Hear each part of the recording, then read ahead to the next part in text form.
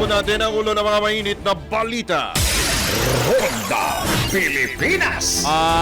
Mas malaking dagdag singil sa kuryente na mumuro sa pagpasok ng tag-init coal importation para matiyak ang sapat na power supply. Pinag-aaralan na ng pamahalaan. Ronda Pilipinas. Sa gitna ng patuloy na pagtaas ng presyo ng langis, panukalang buwisan ang 15 pinakamayayamang Pilipino isinulong na sa Kamara.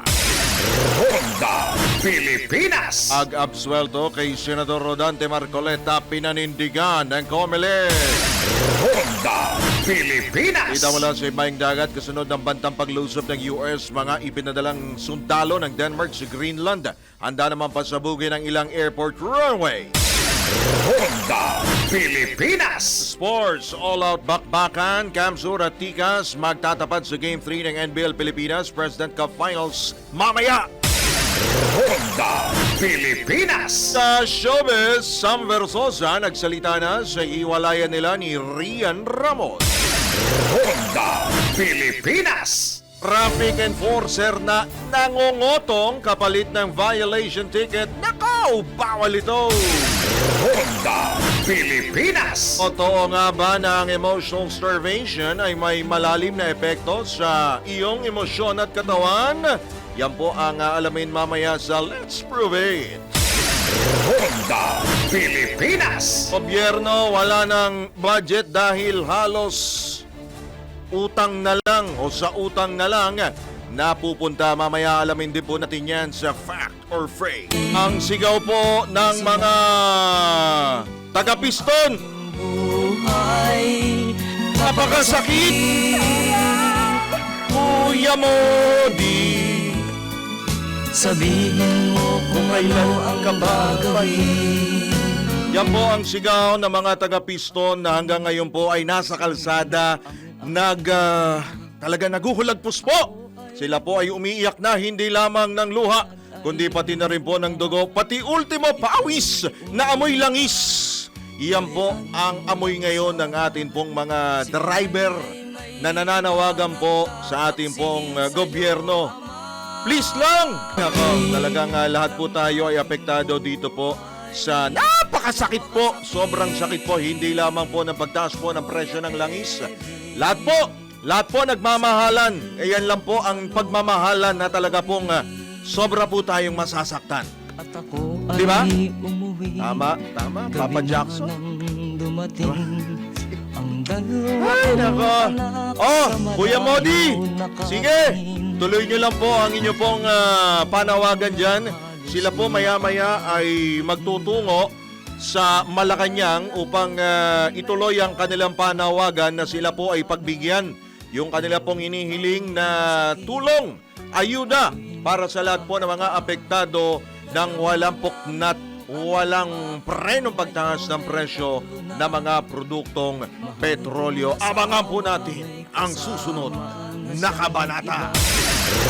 Kayo pa rin po ay nakatutok, nakikinig, nanonood sa pamagitan ng impila may todong lakas DWIC 882, Aliw Channel 23 at sa social media via DWIC 882 sa Facebook at sa YouTube. Sa ngalan po ni Dennis Antenor Jr., inyo po makakasama Drunasino. Ronda Pilipinas. At sa detalye nga po ng mga rumor rondang balita, hapit po tayo, sadyang napakasakit na po talaga sa bulsa at napupunit na sapagkat asahang tataas pa ang singil sa kuryente sa pagpasok ng tag-init ngayong taon sa gitna na rin ng walang prenong big time oil price hike dulot ng kaguluhan sa Middle East. Ipinaliwanag ni Energy Regulatory Commission Chairman Francis Saturnino I na ang pagtaas ng shipping costs sa langis, coal at natural gas na ginagamit sa pagpapatakbo ng mga planta ang inaasam magpapataas pa ng presyo ng kuryente. Posible anyang mas malaki ang itataas ng electricity prices o rates ngayong taon lalo sa tag-init dahil sa nangyayaring ang gyera sa gitnang silangan. Batay sa pagtaya ng Independent Electricity Market Operator of the Philippines o IMOP, na nag-ooperate ng wholesale electricity spot market o WESM, maaring sumipa maaaring sumipa sa 2 hanggang 4. 2 hanggang 4 pesos na ang kilowatt hour at maaaring maramdaman ang dagdag presyo at dagdag singil sa unang bahagi ng Abril.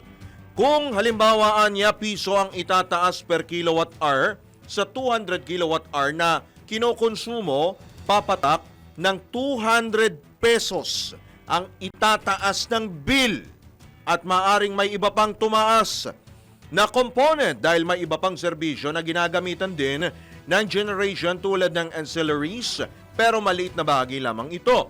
Gayunman maaring utay-utayin naman ng mga distribution facilities ang pagpapatupad ng big time power rate increases kung sobrang laki nga ng magiging pagtaas. Ronda Pilipinas. Kaya pa ba mga Pilipino? Posible namang mag-angkat ng coal ang bansa para matiyak ang tuloy-tuloy na operasyon ng mga planta. Ayon kay Pangulong Ferdinand Marcos Jr., layunin ng hakbang na siguruhing hindi magkukulang ang kinakailangang raw materials ng mga power plant at mapanatili ang sapat na supply ng kuryente sa buong bansa. Bagaman layunin ng pamahalaan na mabawasan ang paggamit ng coal, napipilitan niya itong maging bukas sa importasyon dahil na rin sa umiiral nga na krisis sa world o sa international supply ng energy. Sa kasalukuyan, patuloy na nakikipag-ugnayan ang bansa, ang Pilipinas, sa mga ibang bansa na maaring mapagkunan ng coal supply. Kaugnay nito, tiniyak din ng Pangulo ang patuloy na pagsusumikap ng gobyerno na mapanatiling normal ang pamumuhay ng mga Pilipino sa kabila ng mga kinakaharap na hamon. Ronda Pilipinas. Ang pagkakataon ito, tanggap tayo ng report. Tanggap po tayo ng update kaugnay po sa isinagawang nationwide transport strike. Ang detalye buhat kay Patrol 17 Jopel Peleño. Generally peaceful ang isinagawang nationwide protest ng grupong Piston kahapon. Sinabi ni PNP Chief Police General Jose Melencio Nartates Jr. na walang naitala na anumang untoward incidents ang kanilang mga police unit sa buong bansa kasunod ng ikinasang tigil pasada ng Piston. Pahayag ni General Nartates na sapat ang mga tauhan na kanilang ipinakalat upang bantayan ang mga lugar na pinagdausan ng demonstrasyon para siguruhin ang seguridad at bigyang alalay ang mga naapektuhan ng kilos protesta na nanatili naman ani silang nakaalerto upang tugunan ang anumang kinakailangang tulong ng publiko. Ito si Patrol 17 Chopel Peleño para sa Impilang May Tadong Lakas, DWIZ. Nagbabalita ng tama, naglilingkod ng tama. Kapag may bagong balita, naka-on air, agad-agad, DWIZ Patrol Reports. Oras sa 17 sandali makalipas po ang ika-10 ng umaga. Sa pagkakataon ito, alamin na po natin kung magpapatuloy ba yan pong mainit na panahon o kung tayo ba ay nasa transition period na patungo nga po sa tag-init na. Sa kabilang linya po ng ating komunikasyon para magbigay ng kanyang weather update, of course, mula po sa Pag-asa, si Ginoong Benison Estareja. Magandang mainit na morning, Benny! Mainit na umaga po sa inyo ngayon din sa ating mga taga-subaybay. Patuloy po yung paghina ng ating amihan o northeast monsoon. Tanging nandito na lamang sa May Batanes, Cagayan, Apao, Ilocos Norte. Magdadala ng bahagyang pagbaba ng temperatura doon sa madaling araw at mga may hinang pagulan lamang habang natitirang bahagi ng bansa affected po ng easterlies. Bahagyang maulap hanggang kuminsan maulap pa rin ng kalangitan at sasamahan lamang ng mga pulupulong ulan at mga localized thunderstorms. And actually, yung ibang lugar po hindi naman uulanin for today. Wala naman tayong monitor po noon anumang bagyo or low pressure area sa paligid ng ating Philippine Area of Responsibility. At sa mga nagtatanong naman po, posible na tayo magtapos ng amihan season early next week po yan. At kasabay na pagtatapos ng amihan season, yan naman yung pagsimula ng tag-init or warm and dry season. So, asahan pa natin sa mga susunod po na linggo yung unti-unting pag-angat ng ating mga temperatura at yung index o yung mararamdaman ng ating katawan ay posibleng magkaroon ng mga dangerous levels in some areas. Yung mga latest mula dito sa weather forecasting center. Benny? Yes po. Wala ba, hindi ba magkakaroon muna ng transition before yung pagpasok ng tag-init? Di ba usually meron pang ganon? Or nandito na tayo sa period na yun? Ang tinatransition po natin kasi is yung yung amihan season Amihan. at saka yung habagat Habagat. season. Oh. So pagtapos ng amihan, nasa transition period tayo. Yun Okay. po yung natin. Pero ito bang inaasahan natin na pagpasok ng tag-init kumpara noong mga nakaraang taon? Ano ba ang nababasa nyo sa mga aparato nyo dyan? Mas magiging mainit ba this year, 2026, compare nung mga nakaraang taon? Kung matatandaan natin, nagtapos na po yung La Nina, week La Nina nitong buwan, no? So, nasa normal naman na po na kondisyon yung ating karagatan. At ina-expect natin, magiging normal din yung ating Marso. Normal na mainit. Kung ano yung nararamdaman natin itong mga nagdaang taon, ganun din po halos. Okay, so wala namang mga pagbabago, kumbaga same pa rin ng magiging possible temperature. But of course, we have to consider din po yung climate change. Yun. Siyempre, may slight warming, pero hindi naman drastic, no? O kasi importante yung inyong pagtaya sa panahon, lalo ngayong nakararanas nga tayo ng may tuturing na nating krisis sa energy sapagkat siyempre alam naman natin kapag tag-init, kababanggit lang ng ERC na possible, umano pa, magmahal pa ang singil sa kuryente. Kasi nga pagpasok ng tag-init, yung mga dam kaya, yan kaya ay nasa normal level pagsapit kaya ng tag-init. Wala ba tayong na-monitor na gano'n dyan sa Pag-asa? Apo, wala pa namang updates from dams, yung parang alarming po, Yes, mga opo. warnings po from our division sa Hydromet. So far, mukhang at least naman in the next 1 to 2 months, mukhang sasapat pa naman yung level ng Manageable. ating mga dams at saka knowing na nagkaroon din ng mga pula nitong last quarter. Alright. Maraming salamat, Benny Estrella mula dyan sa Pag-asa at magandang mainit na umaga sa inyo dyan. Maraming po. Salamat. Si Benny Estrella muli sa Pag-asa. Ronda Pilipinas. Tayo ay umasa at manalangin na hindi po tayo kakapusin po ng tubig, pati po ng kuryente. Sa pagpapatuloy pa rin ang ilang pa balita. Ronda Pilipinas. Inihain na sa Kamara ni Akbayan Party List Representative Percy Zendanya ang House Bill 4304 o ang Solidarity Contribution Act na layunin buwisan ng pinakamayayaman na Pilipino sa bansa. Patay sa panukalang wealth tax, posibleng umabot sa 78 billion pesos ang malilikom kung bubuwisan ang top 15 wealthiest Pilipino na nasa lista ng Forbes magazine. Iginit ang mababatas na kailangan magtulungan ng lahat, mayaman man o mahirap, para makaahon ang bansa mula sa kinakaharap na matinding krisis sa ekonomiya.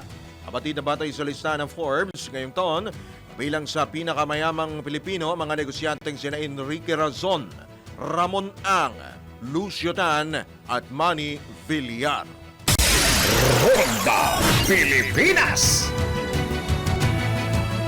Sa iba pang baksa na mga balita, aminado si Commission on Elections Chairman George Garcia na tali ang kanilang kamay sa naging desisyon ng COMELEC-ANBAC na absueltuhin si Senador Rodante Marcoleta kaugnay sa kabiguan nitong ideklara ang ilang donors sa kanyang Statement of Contribution and Expenditure o SOSE. Ipinaliwanag ni Chairman Garcia na bagaman kinakatigan nila ang obserbasyon ng publiko na unfair o hindi patas ang pasya, sinusunod lamang ng poll body ang batas, partikular ang Republic Act 7166, Section 109 ng Omnibus Election Code. Nilinaw din ng poll body chief na kahit nakaligtas sa kriminal na pananagutan si Marcoleta, maaari naman itong maharap sa administrative o civil liability sa ilalim ng batas. Maaari po sa criminal na election offense lang kasi yun lang naman po ang jurisdiction ni COMELEC, hindi naman po disqualification o ano pa man. Sa election offense na tinatawag, sa paglabag sa batas ng halalan na criminal, maaaring sabihin na natin na wala. Pero yung other liability or obligation ay ibang usapan po yun. Sapagkat halimbawa, yung tungkol daw po sa issue ng SALN, hindi po sa amin yun, sa Office of the Ombudsman. Sinasabi nila meron daw pong pagsisinungaling, perjury, hindi rin po sa amin yun. Sa ordinaryong piskalya po yun. Yung po yung sinasabi natin. May mga sinete lang po kaming mga bagay o facts na importante. Samantala, inagahan niya nila ang paglalabas ng desisyon sa kaso para mabigyan ng pagkakataon ng iba na magpasaklolo sa Korte Suprema upang mabatid kung tama ba o hindi ang interpretasyon ng komisyon.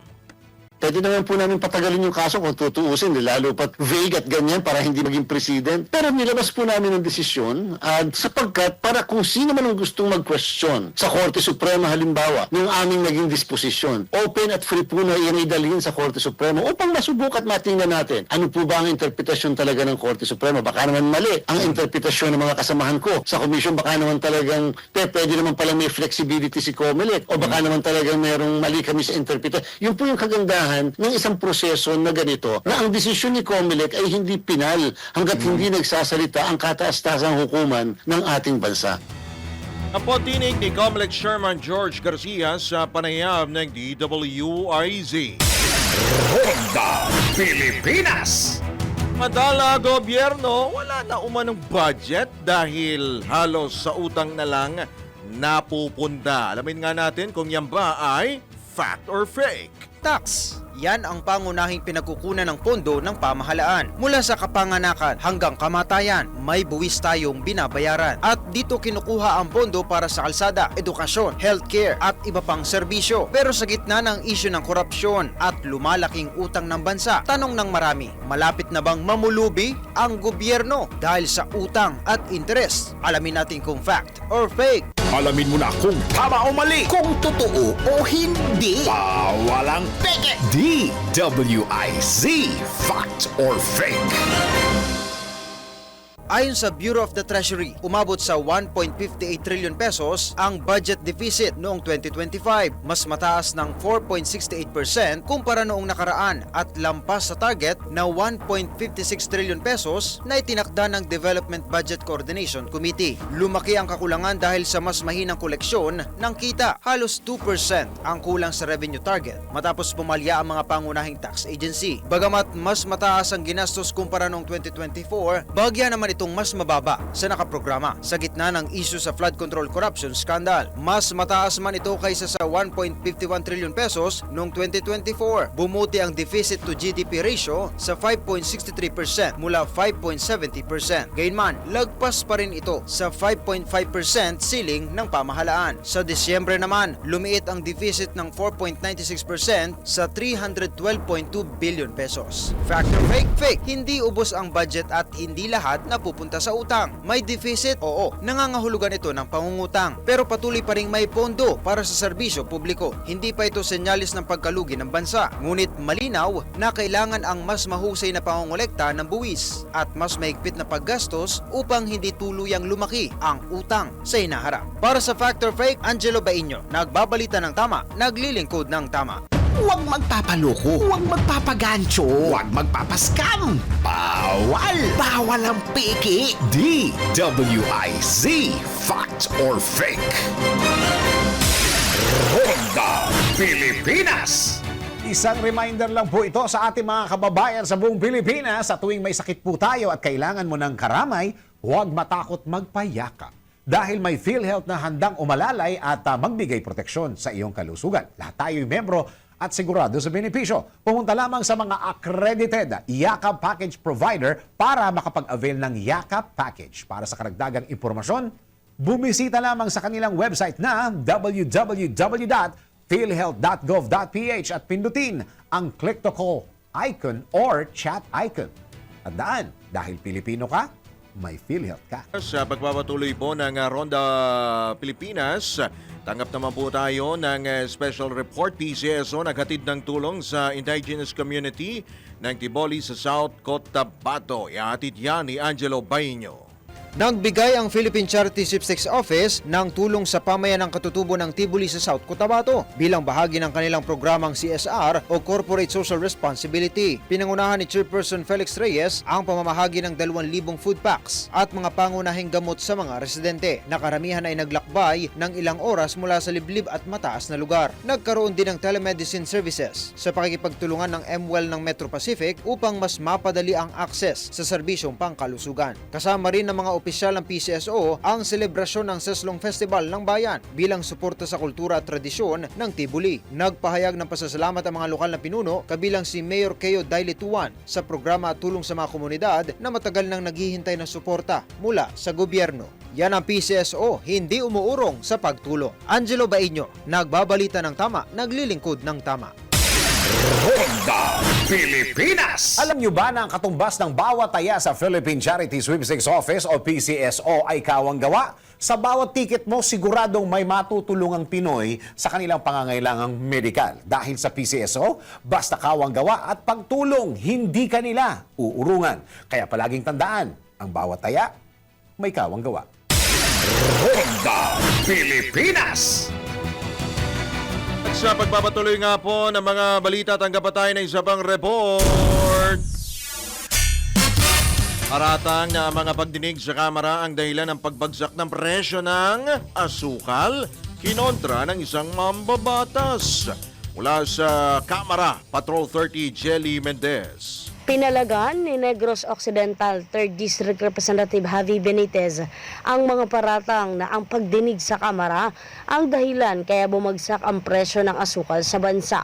Sa kanyang privilege speech, tinawag na baseless at irresponsible ni Benitez ang umano'y nagmula pa sa opisyal ng Sugar Regulatory Administration o SRA. Ayon sa kongresista, supply at demand ang nagdidikta sa presyo at hindi ang mga pagdinig sa Kongreso. Batay sa datos, pumalo sa mahigit 900,000 o 900,000 metric tons ang sugar inventory noong October 2025 na mas mataas ng 44% kumpara sa nakaraang taon. Dahil anya ito sa over-importation sa ilalim ng Sugar Order number 8 kung saan ay pinapayagan ang pag-angkat ng mahigit 400,000 o 400,000 metric tons ng asukal na sumabay pa sa lokal na anihan. Dahil dito bumagsak ang presyo ng asukal sa 2,000 pesos hanggang 2,200 pesos kada sako. Nito lamang Enero, dahilan kaya palugi na ang presyo sa mga magsasaka.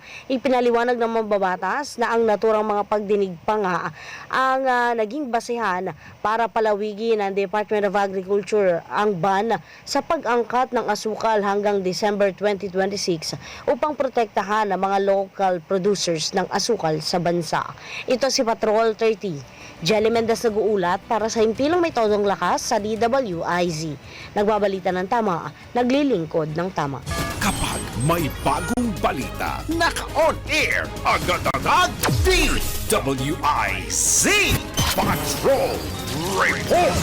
Oras po naganap na alas 10:35 na ng morning. Sa pagkakataon ito, pulsuan po natin ang business sector. Hinggil nga po sa kinakaharap po ng mga hamon sa ating pong ekonomiya, lalo na't ito pong epekto ng walang preno o yung tinatawag po na only big time oil price hike at nakadagdag pa po yung tuluyang pagsadsad po ng halaga ng piso sa 60 level kontra dolyar. Nasa kabilang linya po natin ang Chairman Emeritus po ng Philippine Chamber of Commerce and Industry o PCCI, si Ginoong George Barcelon. Magandang umaga po, Sir George. Maganda pa ba ang umaga? Oo. Sir George. Sige, clear naman. Opo. Good morning po, Sir George. Si Drew Nasino po ito from DWIZ, Aliw Channel 23. Yes. Po, Yes. Sir George. Naririnig Yes. Okay naman. Opo. Narinig ko. Okay. Opo. Sir George, kumusta po ang sektor po ng negosyo? Kumusta po ang business sector? Lalo po ngayong nakakaranas po tayo ng ganito pong matatawag na po nating krisis at sumadsad pa yung halaga po ng piso kontra dolyar bukod pa doon sa only oil price hike. Kaya pa ba? Itong impact nito, malaki. Sa ngayon, hindi mo natin ma-estimate kung anong katagal yung pataasan ng krudo at saka humina yung value ng peso natin. alam mo, yung sa taas ng crudo, ibig sabihin, mas malaki ang demand sa US dollar para maka-import tayo. Lahat ng bagay, yung mga importation natin palagay ko with this issue of uncertainty in Middle East. Sa ngayon, taasan ng mga presyo ng crudo, taasan ng mga pagkain, taasan din mga raw material katulad ng plastic. So all of this is a concern to the business sector. Opo, Sir George, medyo maingay lang ng konting background. Babalikan ka namin at hahanap. Oo. Asan ba si Sir George?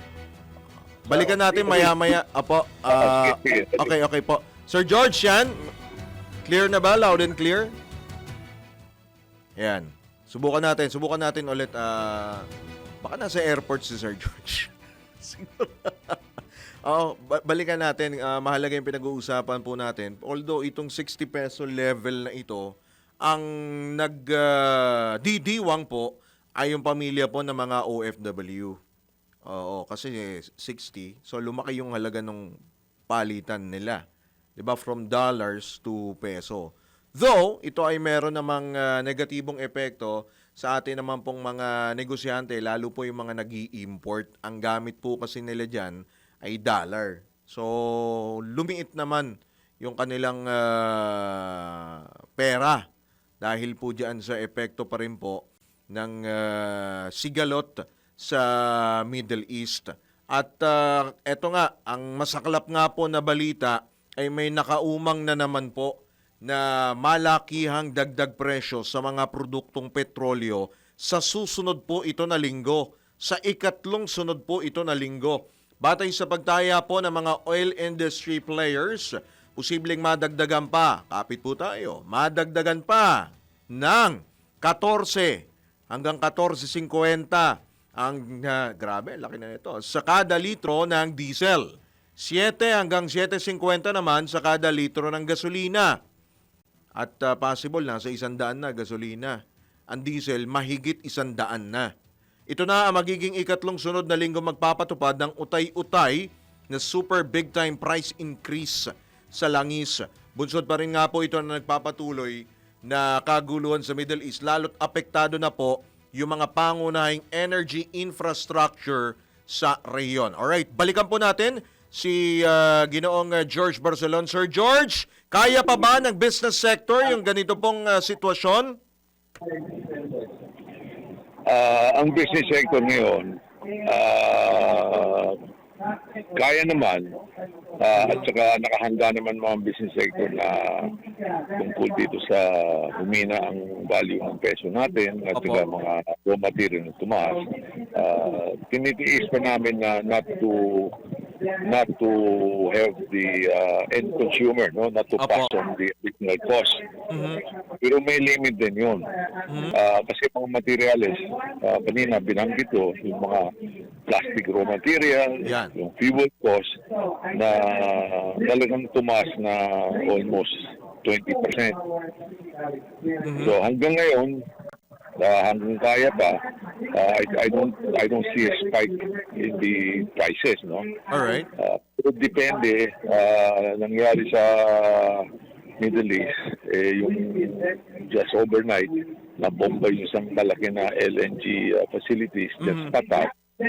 Yun ang bagay na yan, malaking effect sa negosyo. Hindi natin masabi ngayon, pero hopefully na itong sitwasyon na makontrol nila sa Middle East. Beyond our control. Sir George, kung kaya pa, hanggang saan naman ang kaya ng PC ng mga negosyante? Yung mga malalaki ba, hindi gaanong apektado? O yung mga maliliit ba? Go ahead po. Kasi namin, katulad yung mga refineries natin, mga big refineries, ang inventory nila 1.5 months. So, yun, meron kaming idea na habang ito yung hindi nila itataas ang presyo. Pero yung bagong bili nila ng material at saka crudo, medyo mataas na. Ang crude oil ngayon Dubai oil per barrel has broke $100. Opo. Kaya hinihingi namin sa gobyerno, meron man sa batas, yung pagka umabot ng $80 per barrel, the government can remove the excise tax. Yan.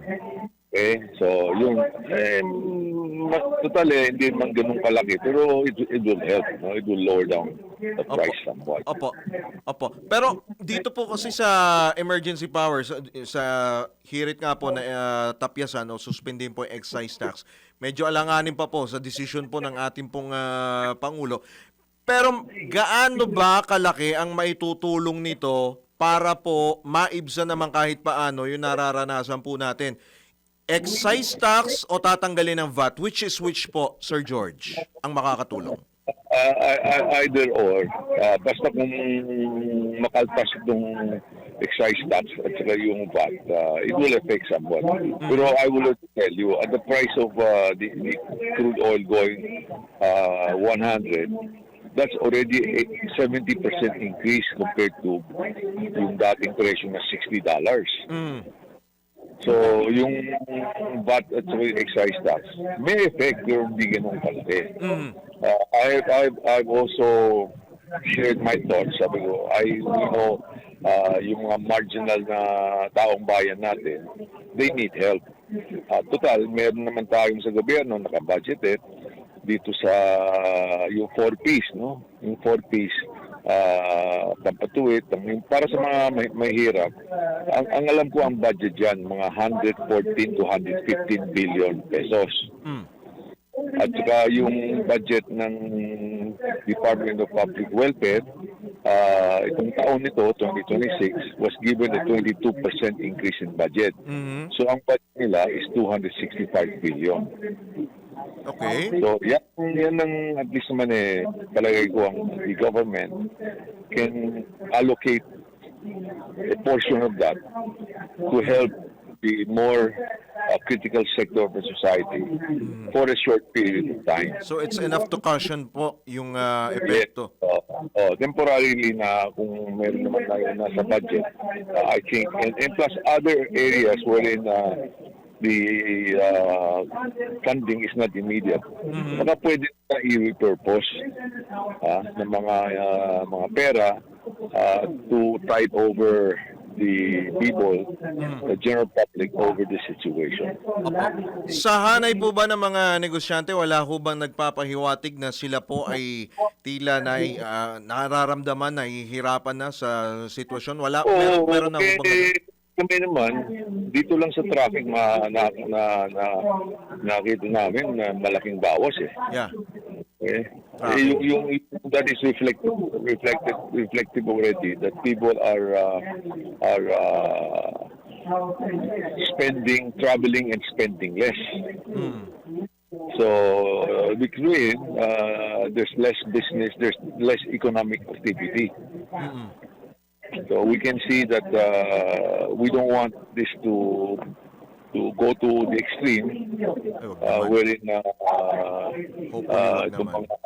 yung power, yung allocation of fuel, pagka umabot dyan medyo talagang mahirapan na lahat. Hindi lang yung maliliit, maski na big businesses will be affected. Nako po, wag naman sana humantong sa Wag naman. Opo. Sir George, last few questions na lang. Wala ba tayo, sa ngayon ba manageable sa tingin ninyo? We don't have to panic ba dito sa sitwasyon? I don't think we have to panic. We just have to do planning. At saka the government and the private sector. The private sector is all very open naman sa consultation. This situation could be just a temporary situation. Mahirap na masyadong extreme ang reaction natin wherein we put ourselves in the spot. Alam natin na merong inflation, but you know naman in the past, may nangyari din tumaas ang inflation pagkatapos na-control ng gobyerno na binaba yung inflation. So let us not be too drastic about asking for unnecessary either wage increase or unnecessary ayuda. All right. Well said po, Sir George. Sir George, maraming salamat po sa inyo pong oras at good luck po sa ating lahat. Magandang umaga po at good luck po sa inyo. Salamat po. Sige. Salamat po. Salamat. Alright, si Ginoong George Barcelon, ang Chairman Emeritus po ng Philippine Chamber of Commerce and Industry. Ronda Pilipinas. Alam niyo ba na ang Regasco ay isa sa mga leading LPG brands sa buong Pilipinas? Talagang tinatangkilik ito ng maraming mamimili dahil affordable, quality at tama ang timbang nito. Subukan nyo na at makikita nyo agad ang pagkakaiba nito kumpara sa ibang brands. Huwag magpapaloko sa murang LPG dahil may daya ang timbang niyan. Dahil kahit 1 kilo lang ang dayain dyan, halos 100 pesos din ang mawawala sa inyo. Kaya kung gusto mong sigurado sa kalidad at tamang timbang, ito na ang kunin ninyo. Tandaan nyo ha, tandaan mo. Para sigurado, Regasco. Para siguradong iwas sunog, narito ang ilang siguradong tips sa pagbili ng LPG. Tingnan ang presyo. Ihambing ang presyo ng LPG tank sa iba't ibang supplier. Magtaka ka kung malayo at sobrang baba ng presyo. Baka ito ay kulang sa timbang. Sigurado safe ka kung alam mo ito. Isang Fire Prevention Month reminder hatid ng DWIZ News at ng Regasco. Regasco, kinilala ng Department of Energy na sumusunod sa pamantayan ng ligtas na LPG para sa Pilipino. Ayon sa LPG Industry Regulation Act, Republic Act No. 11592. Para sigurado, Regasco. Alright, ihabol pa po natin ang ilang pang mga report. Lumalalang human trafficking sa mga kababaihan at kabataan, ikinabahala ng isang mambabatas. Nagbabalik si Patrol 30 Jelly Mendez. Nagbabala si Bukidnon 3rd District Representative Audrey Zubiri sa patuloy na pagdami at nagbabagong modus ng human trafficking sa bansa na isang seryosong pambansang krisis. Sa kanyang privilege speech, sinabi ni Zubiri na batay sa datos ng International Organization for Migration, kabilang ang Pilipinas sa mga pangunahing bansang pinagmumulan ng mga biktima ng human trafficking sa buong mundo. Tinatayang 13,313 na Pilipino ang kabilang sa mahigit 125,000 na naitalang biktima sa buong mundo. Batay naman sa ulat ng US Department of States sa Trafficking in Persons Report 2025, may 816 na naitalang biktima sa Pilipinas at mahigit 70% o 7 sa bawat 10 sa kanila ay kababaihan. Nakababahalaan niya ang bagong modus sa online baby selling syndicates gamit ang social media, encrypted messaging apps, online job advertisements at dating platforms. Dahil dito ay nanawagan si Zubiri sa mga ahensya ng pamahalaan na paigtingin ang kampanya laban sa human trafficking lalo na sa digital platforms. Nanawagan din ang mambabatas at sa Kongreso at sa pamahalaan na kumilos ng mas matatag upang maprotektahan ang mga Pilipino laban sa patuloy na banta ng human trafficking. Ito si Patrol 30. Jelly Mendez nag-uulat para sa impilong may todong lakas sa DWIZ. Nagbabalita ng tama, naglilingkod ng tama. Kapag may bagong balita, naka-on air, agad-agad, DWIZ Patrol Report. Anggap naman tayo ng update mula sa probinsya kaugnay sa pamamahagi ng fuel subsidy. Anpo sa Magalang, Pampanga, Johnny Gole. Yes, approve na dito sa Sangguniang Bayan sa pangunguna nito si Vice Mayor Ilerby Pixon ang fuel subsidy para sa mga Public Transport Association. Kasama na rito yung tricycles o TUDA at mga magsasaka dito sa bayan ng Magalang sa Pampanga. Sa panukalang ordinansa na inakda nitong si First Councilor Member John Tanglao, samantala iminungkahi naman nitong si Councilor Noel Songa na isama itong mga Farmers Irrigators Group sa fuel subsidy dahil gumagamit din ang mga ito ng makinarya para sa pagbubungkal ng kanilang mga taniman at motor irrigation equipments. Nais nitong si Councilor Tanglao na sa loob ng 10 araw mula sa para sa maipasa itong naturang ordinansa, dapat na itong maipatupad sa ilalim ng Emergency Crisis Situation Program ng lokal na pamahalaan sa liderato nitong si Mayor Maria Lourdes P. Lacson. Base sa pagtaya, merong 300 passenger jeepneys itong pumapasada dito sa bayan ng Magalang at kulang naman sa 1,000 todas. Ang pondo para sa nasabing fuel subsidy ay manggagaling sa ibinawas na pondo mula naman sa annual budget ng Tourism Office na inilalaan sana para sa social services ng mga senior citizen at mula sa 3 line items na ibinito nitong si Mayor Lacson sa susunod na regular session bago ang Lenten season break. Nais nitong si Councilor Tanglao na pagtibayin na kung magkano ang halaga na kailangang ibibigay sa bawat benepisyaryo, sa katukuyin din kung operator ba o ang driver at may-ari ng lupa o ang tenant o ortilano ang dapat na tumanggap ng fuel subsidy. Mula dito sa Magalang, Pampanga, ito si Central Luzon Patrol, Johnny Gole, para sa Ilang May Todo Wakas DWIZ, nagbabalita ng tama, naglilingkod ng tama. Ronda Pilipinas! All-out bakbakan, Kamsura Tikas magtatapat sa Game 3 ng NBL Pilipinas sa President's Cup Finals ngayong araw. Sports News mula kay Kim Gomez. Sa mundo ng palakasan, ang latest malalaman sa DWIZ Sports News. Sisiklaba ang matinding aksyon ngayong Marso 20 sa Game 3 ng NBL Pilipinas President's Cup Finals sa Iriga City Sports Complex sa Camarines Sur. Tabla sa 1-1 ang serye ng Kamsur Express at Tikas Kapampangan, kaya inaasahang magiging dikdikan at walang uurungan ng laban para sa mahalagang abante sa Best of 5 Finals. Bitbit ng Kamsur Express ang lakas ng kanilang home crowd sa Bicol, habang dadayo naman ang Tikas Kapampangan na handang sumubok at agawin ang panalo sa teritoryo ng kalaban. Kaya huwag palampasin ng aksyon mamayang alas 5 ng hapon, live sa Aliw Channel 23 at sa official social media pages ng NBL Pilipinas. Para sa Sports News, Kim Gomez, nagbabalita ng tama, naglilingkod ng tama. Arena Plus Sportsbook. Arena Plus. Gambling is for 21 years old and above only. Gambling can be addictive. Know when to stop. Ronda Pilipinas! Ito na ang latest, Bagong-bago, fresh na fresh. DWIZ Showbiz News. Sam Versosa nagsalita na sa hiwalayan nila ni Rian Ramos. Tayo po'y makikichika mula kay Bini Binibigoteng Anton. Para sa aking balitang showbiz, nagsalita na ang businessman ni Sam Versosa kaugnay ng hiwalayan nila ng aktres na si Rian Ramos matapos ang halos 4 na taong pagsasama. Sa panayam, inamin ng negosyante na totoo ang kanilang naging relasyon at pinili niya na panatilihin ang respeto sa kabila ng kanilang paghihiwalay.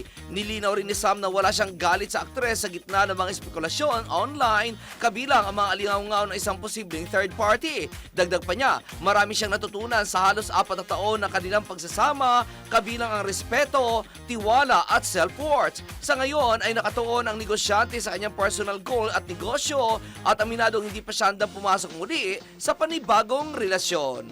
At iyan ang aking balitang showbiz para sa impilang may todong lakas, DWIZ. Ako si Anton, nagbabalita ng tama, naglilingkod ng tama. Ronda Pilipinas!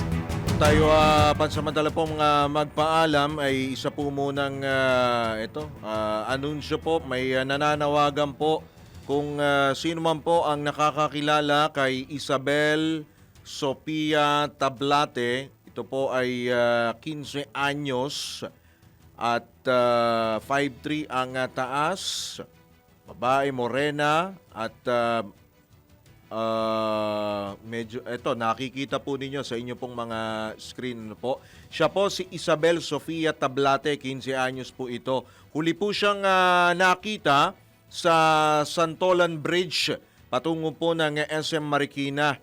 Ang huli pong nakita na kanyang suot ay gray spaghetti top, naka dark jeans at naka puting sapatos, white sneakers po. Kung meron pong nakakaalam, kung sino po sa inyo nakakaalam, kung nasa kinaroroonan ni Isabel, maaari nyo pong tawagan si J.R. Tablate sa 0961-890-7402. Ulitin po natin ha, 0961-890-7402. Pakihanap lamang po si J.R. Tablate. At isa rin pong panawagan sa mga nakakakilala po kay Ginoong Dennis Antenor Jr. At pinapanawagan din po natin sa mga nakakakilala, kaibigan, kamag-anak, kaaway, isama nyo na, mga ex, lahat-lahat na, isama nyo na po. Pinapaalala lamang po natin na siya po ngayon ay nagdiriwang ng kanya pong kaarawan. Ang atin pong, of course, isa po sa mga boss dito, ang ating pong VP for BizDev, Business Development, si Ginoong Dennis Antenor Jr. Oh, yan ha. Happy birthday din ha. At kay Allen Ibanez, happy birthday din. Teka, isa pa, may anunsyo, hindi ito birthday.